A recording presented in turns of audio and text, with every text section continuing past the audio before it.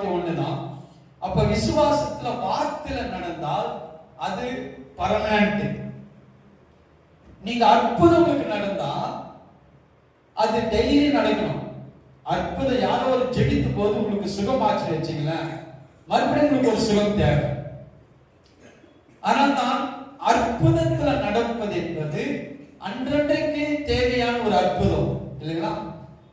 இன்னைக்கு ஒரு அற்புதம் நடந்தது, நாளைக்கு ஒரு அற்புதம் தேவை, அடுத்த நாள் ஒரு அற்புதம் தேவை. அப்ப அற்புத வாழ்க்கையில நாம் வாழ்கிறவர்களா இருந்தால் miracle life, so every day we need a miracle, every day we need a miracle.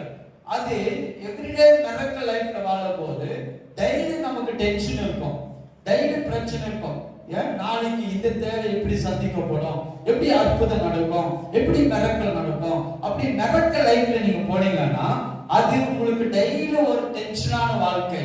ஆனா எப்போது நீங்க வார்த்தையின் வாழ்க்கையில விசுவாச வாழ்க்கையில வந்துட்டீங்கன்னா, வார்த்தையில விசுவாசத்துல ஒண்ணு நடந்தா வியாதி கூட அது பர்மனன்ட். மறுபடியும் வியாதி சரீரத்துல வரவே வராது. பைனான்சியல் கூட வார்த்தையின் அடிப்படையில விசுவாசத்தின்